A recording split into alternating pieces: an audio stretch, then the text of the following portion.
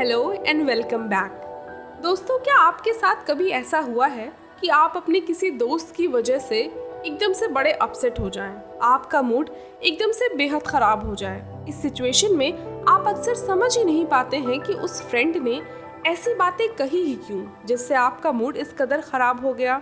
कभी लगता है उसने यूं ही जज्बातों में आकर बिना सोचे समझे ऐसी बातें कह दी, और कभी लगता है ऐसी बातें जानबूझकर कही जाती हैं।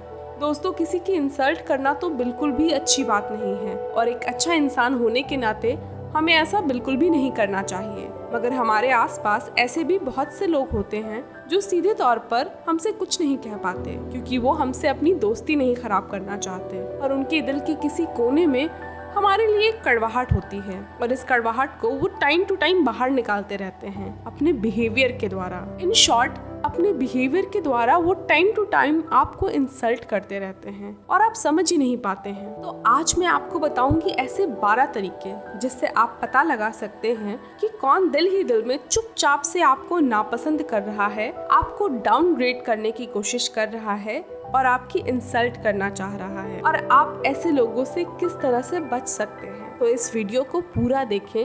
आई एम श्योर इस वीडियो को आप ज़रूर पसंद करेंगे।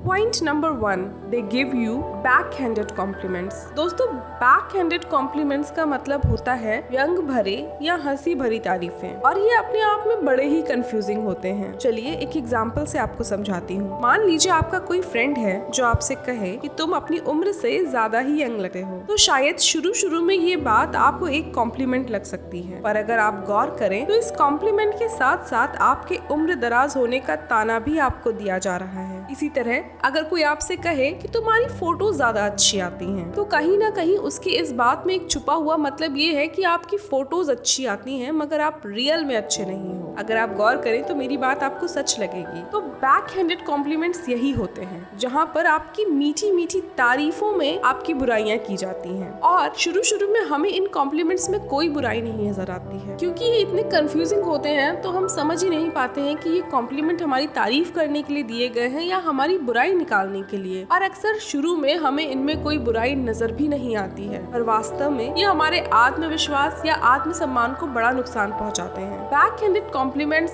ऐसे लोग ही आपको देते हैं जो आपकी रिस्पेक्ट नहीं करते हैं, क्योंकि ऐसे कॉम्प्लीमेंट देकर वो अपने आप को सुपीरियर और आपको इंफीरियर फील करा सकते हैं। तो अगर आपको भी कोई बैक हैंडेड कॉम्प्लीमेंट्स दे रहा है तो इस बात को लेकर बिल्कुल श्योर हो जाइए कि वो इंसान दिल से आपकी रिस्पेक्ट बिल्कुल नहीं करता है। Point number 2, they don't show up on time. दोस्तों, हमारी कंट्री में देर से पहुंचना या किसी को इंतजार करवाना एक नॉर्मल सी बात मानी जाती है, और नॉर्मल माना ही जाना चाहिए, क्योंकि इंसान ट्रैफिक में फंस सकता है या किसी काम में लेट हो सकता है। पर अगर कोई आपसे मिलने के लिए हमेशा ही लेट आ रहा है या सही टाइम पर नहीं आ रहा है और हमेशा ही आपको बहुत इंतजार करवा रहा है, तो इस बात को बिल्कुल भी नॉर्मल ना समझें। वो ऐसा इसलिए कर रहे हैं क्योंकि वो आपकी इज्जत नहीं करते हैं, और क्योंकि वो आपकी इज्जत नहीं करते हैं इसलिए आपके समय की भी कदर नहीं करते हैं। उन्हें लगता है कि आपका समय यूं ही बर्बाद किया जा सकता है। ये एक बड़ा ही अजीब सा तरीका है जो कुछ लोग इस्तेमाल करते हैं आपको छोटा दिखाने के लिए या आपका मजाक बनाने के लिए, और ऐसे लोग आपकी रिस्पेक्ट बिल्कुल भी नहीं करते हैं। ऐसे लोगों से सावधान रहिए। Point number 3, their attention is divided. दोस्तों, जब भी हम किसी से बातचीत करते हैं तो हम ये उम्मीद करते हैं कि सामने वाला इंसान भी हमारी बातों को ध्यान से सुने और समझे, ताकि हमें हमारी बातों को बार बार दोहराना ना पड़े। पर ऐसे लोग जो आपकी रिस्पेक्ट नहीं करते, वो किसी खास बातचीत के दौरान भी अपना पूरा ध्यान आपकी बातों पर नहीं देते हैं। बातों के बीच में ही वो अपना फोन इस्तेमाल करते रहेंगे या किसी और चीज पर फोकस करते रहेंगे, और उनका ऐसा करना इस बात का पूरा प्रूफ है कि वो आपकी बातों को ना अहमियत देते हैं और ना ही respect. Point number 4, they don't return your calls और टेक्स्ट। दोस्तों, मान लीजिए अगर आपसे कोई बात करना चाहता है या आपसे कोई कम्युनिकेट करना चाहता है तो आप तक पहुंचने के बहुत से तरीके होते हैं, और आज के दौर में जब हम सबके पास मोबाइल फोन है तो कनेक्ट करना या किसी तक पहुंचना बहुत ही आसान है, और उतना ही आसान है किसी को अवॉइड करना। तो अगर आप किसी से बार बार कांटेक्ट कर रहे हैं, उन्हें फोन कर रहे हैं, मैसेज कर रहे हैं, व्हाट्सएप कर रहे हैं, लेकिन उधर से कोई भी रिप्लाई नहीं आ रहा है या रिप्लाई आ भी रहा है तो 2-4 दिनों बाद और ऐसा कहा जा रहा है कि उन्होंने ध्यान नहीं दिया या उन्हें टाइम नहीं मिला, तो यहाँ पर आप थोड़े अलर्ट हो जाइए, क्योंकि ये बिहेवियर सिर्फ और सिर्फ आपको इसलिए मिल रहा है क्योंकि सामने वाला इंसान आपकी कोई वैल्यू नहीं करता है, उसे आपकी कोई रिस्पेक्ट नहीं है। वरना एक फोन का या एक मैसेज का रिप्लाई ना करना या ना कर पाना, ये तो एक सिर्फ एक बहाना होता है। आप खुद सोचिए, एक छोटे से मैसेज या फोन को रिप्लाई करने में कितना टाइम लगता है? बिल्कुल भी नहीं। तो जहाँ पर आपकी वैल्यू नहीं है या जहाँ पर कोई आपको वैल्यू नहीं दे रहा है, वहाँ आपको होना भी नहीं चाहिए। ऐसे लोगों को उनकी दुनिया में बिजी ही रहने दीजिए। Point number 5, they disregard your opinion. दोस्तों, आपका ऑफिस हो, घर हो, स्कूल हो या कोई भी सोशल सेटिंग हो, आपको इंसल्ट करने का एक बेहद शांत मगर शक्तिशाली तरीका है आपकी बातों से सख्ती से असहमत हो जाना। आई एम श्योर आपने कभी ना कभी ये चीज जरूर महसूस की होगी कि कुछ लोग आपकी बात को इस तरह से काटते हैं जैसे उनका मेन काम ही यही है कि वो आपकी बात काटें। ऐसा करके वो बस ये बताना चाहते हैं कि आप उनके लिए कितने कम जरूरी हैं और आपके विचार उनके लिए कोई मायने नहीं रखते, और अपने साथ साथ वो उस ग्रुप को भी ये जताना चाहते हैं कि आप जो कह रहे हैं वो कोई इम्पोर्टेंट बात नहीं है। इन शॉर्ट, वो अपने साथ साथ दूसरों की नजरों में भी आपको छोटा महसूस कराना चाहते हैं, आपको गिराना चाहते हैं। दोस्तों, मैं इस बात से बिल्कुल सहमत हूँ कि असहमत होने का मतलब हर बार आपकी इंसल्ट करना नहीं होता है। कई बार लोगों के विचार अलग अलग हो सकते हैं, और ऐसे लोग जो आपकी रिस्पेक्ट करते हैं वो समझदारी से अपने विचार आपको समझाते हैं या आपके विचार समझने की कोशिश करते हैं। और जो लोग सिर्फ आपको टारगेट करना चाहते हैं वो कभी भी आपके ओपिनियंस की कदर नहीं करेंगे, भले ही वो कितने भी अच्छे क्यों ना हो।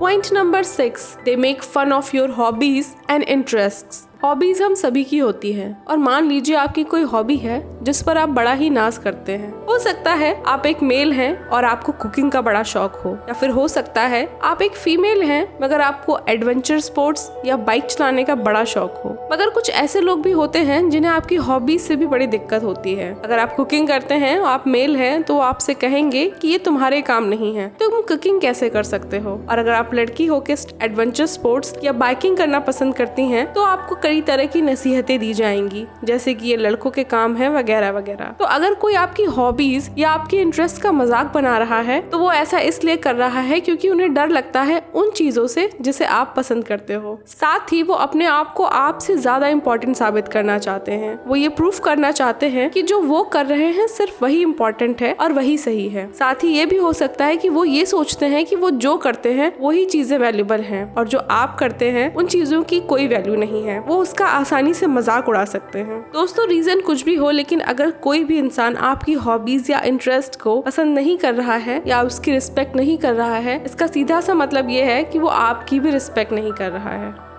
Point number 7, they interrupt and talk over you. क्या आपके साथ कभी ऐसा हुआ है कि आप अपनी कोई इम्पोर्टेंट बात कह रहे हो और सामने से कोई इंसान आपकी बात बीच में ही काट कर अपनी बात करने लगे? दोस्तों, कभी ना कभी हम सभी के साथ ऐसा होता है, क्योंकि हो सकता है सामने वाला इंसान बहुत ज्यादा एक्साइटेड हो और वो अपनी बात कहने में सब्र ही नहीं कर पा रहा हो, इसलिए बीच में बोल पड़े। मगर जब कोई ये हरकत बार बार और जानबूझकर करने लगे बिना किसी खास बातचीत के, तो आपको इस तरफ थोड़ा अटेंशन देना चाहिए। जो इंसान बार बार आपकी बात काटे और जानबूझकर काटे, वो कभी आपके रिस्पेक्ट नहीं कर सकता। ऐसे लोग आपकी बात इसलिए बीच में काटते हैं क्योंकि वो सोचते हैं कि आप कुछ इम्पोर्टेंट या अच्छा बता ही नहीं सकते। सारी अच्छी इम्पोर्टेंट बातें करना उन्हीं का काम है और सिर्फ उन्हें ही बोलना चाहिए। तो ऐसे लोगों से बात करके आपका सिर्फ टाइम वेस्ट होता है और आप कहीं ना कहीं इरिटेटेड फील करते हैं। तो ऐसे लोगों के चक्कर में हमें अपना वक्त बिल्कुल भी बर्बाद नहीं करना चाहिए, और ऐसे लोगों से रिस्पेक्ट की उम्मीद तो हमें बिल्कुल भी नहीं करनी चाहिए। Point number 8, they gossip about you. कहा जाता है कि चुगली करना लड़कियों का काम होता है, पर मुझे लगता है कि आप चाहे लड़की हो या आप लड़के हो, जब आप एक ग्रुप में होते हैं तो अक्सर एक दूसरे के बारे में बातें करते हैं, और इसमें कोई बुराई भी नहीं है। मगर बिना मतलब की बातें एक दूसरे के बारे में करना या गलत बातें करना बिल्कुल भी ठीक नहीं है। गॉसिप करना एक बेहद ही डिसरिस्पेक्टफुल तरीका है किसी की इंसल्ट करने का। कोई भी अपनी झूठी मूठी बातों के माध्यम से आपके बारे में कुछ भी कहानी बना सकता है, उसे कोई भी एंगल दिया जा सकता है। आप जो हरकतें नहीं करते हैं और आप में जो आदतें नहीं हैं, उनसे भी आपको जोड़ा जा सकता है। और कभी कभी ये बातें इतनी ज्यादा हो जाती हैं कि आपकी इमेज बहुत खराब हो जाती है। और जो लोग आपकी रिस्पेक्ट नहीं करते उनका मेन मकसद यही होता है कि वो आपकी इमेज दूसरों की नजरों में भी खराब करें। इसीलिए वो अक्सर लोगों से आपके बारे में गॉसिप करते रहते हैं, आपके बारे में अफवाहें फैलाते रहते हैं। और क्योंकि ये बातें हमेशा आपके पीठ के पीछे की जाती हैं तो आप इनसे खुद को डिफेंड भी नहीं कर पाते हैं। तो इस बात का हमें हमेशा ध्यान रखना चाहिए कि कौन हमारे बारे में क्या कह रहा है और क्या बात कर रहा है। Point number 9, they make sly indirect remark. क्या आपके साथ कभी ऐसा हुआ है कि आपके बारे में किसी ने ऐसा कुछ कह दिया हो जिसके बारे में आपने कभी सोचा भी ना हो, या आपके मुड़ते ही धीमी आवाज में कुछ बड़बड़ाना शुरू कर दिया हो? दोस्तों, इनडायरेक्ट रिमार्क्स यही होते हैं जिन्हें हम जान पहचान की भाषा में बातें सुनाना भी कहते हैं। ये अक्सर डायरेक्टली हमारे बारे में ही होते हैं, मगर हमें इनडायरेक्ट तरीके से, मतलब बिना नाम लिए या बिना आपका जिक्र किए, आपकी ही बुराई करी जाती है। अब आपको बातें वही लोग सुनाएंगे जो आपको पसंद नहीं करते, और जो आपको पसंद नहीं करते वो आपकी रिस्पेक्ट कैसे कर सकते हैं? तो इस तरह के रिमार्क्स पर हमें हमारा टाइम कभी भी वेस्ट नहीं करना चाहिए। ऐसे रिमार्क्स अक्सर बहुत ही डरपोक किस्म के लोग करते हैं जो हमारा सामना नहीं कर सकते हैं। तो ऐसे लोगों को हमें जहाँ तक हो सके अवॉइड करना चाहिए और ऐसे रिमार्क्स पर कभी भी ध्यान नहीं देना चाहिए। Point number 10, they don't give you the same courtesy they give to others. अगर आप थोड़ा सा ध्यान देंगे तो आप देखेंगे कि जो लोग आपकी रिस्पेक्ट नहीं करते वो आपको हमेशा ही अलग तरीके से ट्रीट करेंगे। फॉर एग्जाम्पल, अगर कोई कन्वर्सेशन चल रहा है तो कभी भी वो आपकी तरफ देखकर नहीं बोलेंगे, जैसे कि आप उस कन्वर्सेशन का हिस्सा ही नहीं है। और अगर आप किसी पब्लिक प्लेस पे हैं और आप उनसे बात करना चाहेंगे, उनसे कम्युनिकेट करना चाहेंगे, तो वो आपसे इस तरह से बात करेंगे जैसे आपको उनकी बड़ी जरूरत हो या वो कोई बहुत बड़ी रॉयल्टी हो जिनसे आप बात कर रहे हो। लेकिन बाकी लोगों के साथ वो बहुत ही आराम से बात करेंगे। ऐसा करके वो आपको यही महसूस कराना चाहते हैं कि आप दूसरों से कम हैं या उनके लिए कुछ खास मायने नहीं रखते हैं। इस तरह के बिहेवियर्स को हम अपनी ओवर थिंकिंग सोचकर अक्सर अवॉइड कर देते हैं। लेकिन फ्रेंड्स, इस तरह के बिहेवियर्स को हमें ज्यादा दिनों तक अवॉइड नहीं करना चाहिए, क्योंकि आप जितना इनको अवॉइड करेंगे वो उतना ही ये बिहेवियर रिपीट करेंगे और धीरे धीरे उनका ये बिहेवियर बढ़ता चला जाएगा। तो बेहतर यही है कि हमें हमारी रिस्पेक्ट का ध्यान रखना चाहिए और ऐसे बिहेवियर को सख्ती से ना कहना चाहिए।